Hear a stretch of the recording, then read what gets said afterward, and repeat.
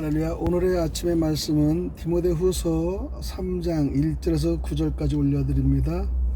너는 이것을 알라. 말세에 고통하는 때가 이르러 사람들의 자기를 사랑하며 돈을 사랑하며 자랑하며 교만하며 비방하며 부모를 거역하며 감사하지 아니하며 거룩하지 아니하며 무정하며 원통함을 풀지 아니하며 모함하며 절제하지 못하며 사나우며 선한 것을 좋아하지 아니하며 배신하며 조급하며 자만하며 쾌락을 사랑하기를 하나님 사랑하는 것보다 더하며 경건의 모양은 있으나 경건의 능력은 부인하니 이 같은 자들에게서 내가 돌아서라.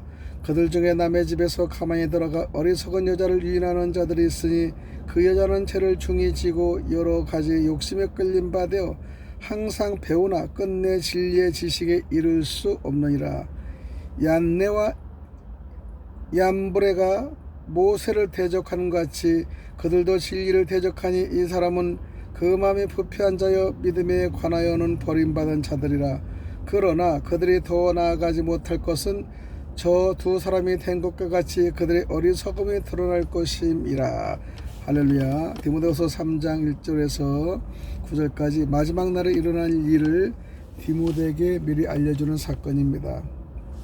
디모데는 교회 안에 악한 사람들이 있는 것을 이상스럽게 생각하지 말아야 했습니다. 이는 마태복음 13장 47절 48절에 있는 대로 복음의 그물이 좋은 고기와 못된 고기를 모두 포획했기 때문이죠. 오기라 할지라도 티가 있으며 밀이 타작마당에 있을 때 밀 가운데 많은 겨가 있다는 것은 우리는 압니다. 우린 첫 번째 복음 시대의 마지막 날에는 외부로부터 핍박 때문이라기보다는 오히려 내부로부터의 타락 때문에 위험이 닥치게 된다는 것을 경고합니다.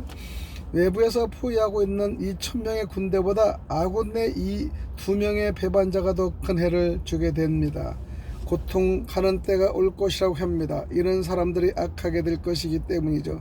죄는 고통하는 때를 가져옵니다. 두 번째, 바울은 디모데에게 이 때를 알 수 있는 징조와 표적이 무엇인가를 2절에 말씀드리면서 자기 자신을 사랑하는 것이 고통하는 때를 가져올 것이다. 다른 사람들의 유익을 돌아보는 그리스도인의 사랑 대신에 그들은 단지 자기들만을 염두에 두게 될 것이라는 것을 얘기합니다. 탐욕은 고통을 동반하게 될 것입니다. 사람들이 자기만을 사랑하는 사람들이 될 때 그들에게는 아무런 선도 기대할 수 없습니다.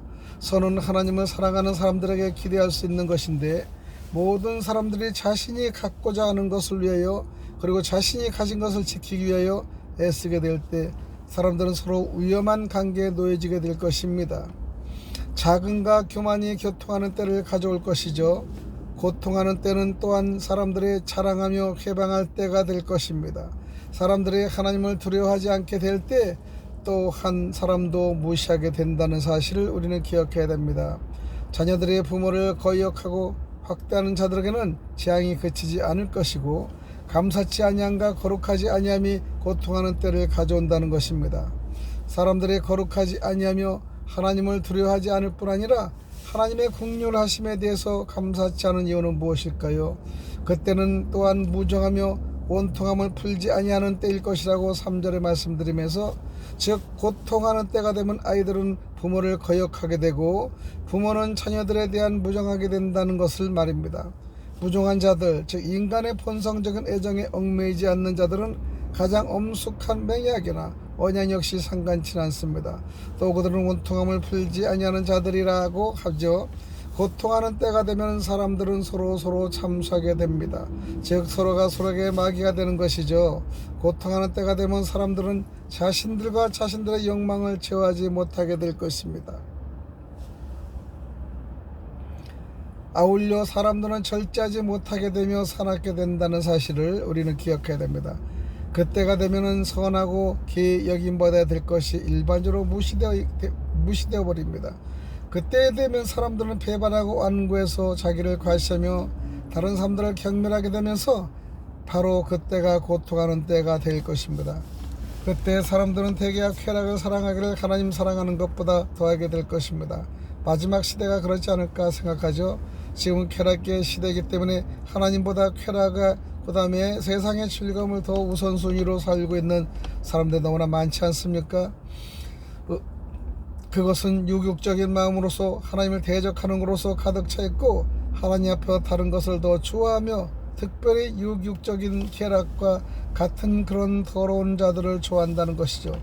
고통하는 때가 되면은 사람들은 경건의 모양을 가지게 될 것이라고 5절에 말씀드리면서, 경건의 모양은 경건의 능력과는 아주 다른 것이라는 것을 설명합니다. 사람들은 경건의 모양은 있을지 모르나 경건의 능력은 아주 결핍되어 있다는 사실을 분명히 알 수가 있습니다. 세 번째, 바울은 디모데에게 유혹자들을 조심하라고 경계합니다. 그들은 그들의 사람들을 변절케 하기 위해 얼마나 부지런하고 활동하고 있는지 보여주는 것을 6절에 말씀드리면서, 그들은 남의 가정에 살금살금 들어가 그 사람들에게서 교묘하게 한심을 산 후 그들을 자기들 편으로 끌어들인다는 것이죠.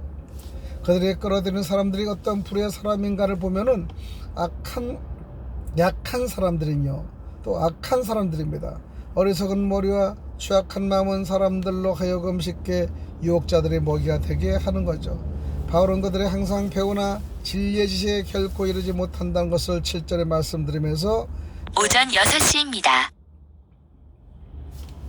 또 바울은 그들이 더 나가지 못할 것을 예고합니다. 8절에 9절입니다.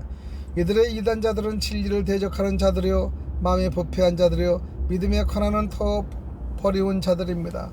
그러나 저희는 더 나가지 못할 것입니다. 비록 범죄와 영혼이 잠시 동안은 놓여져 있다 할지라도 하나님께서는 그 영혼을 사슬로 묶이실 것입니다. 저희 어리석음이 드러날 것이라고 9절에 말씀드리면서, 즉 그들의 사기꾼이라는 사실이 드러날 것이며 따라서 모든 사람이 그들을 버리게 될 것이라는 것을 마지막에 설명을 드리는 겁니다. 그래서 디모데후서 3장에는 종말의 타락성과 거짓 교사의 준동을 예고하면서 디모데와 모든 성도들이 복음의 진리의 창념의 경건 생활을 영위해야 된다는 교훈을 말씀을 드리는 겁니다.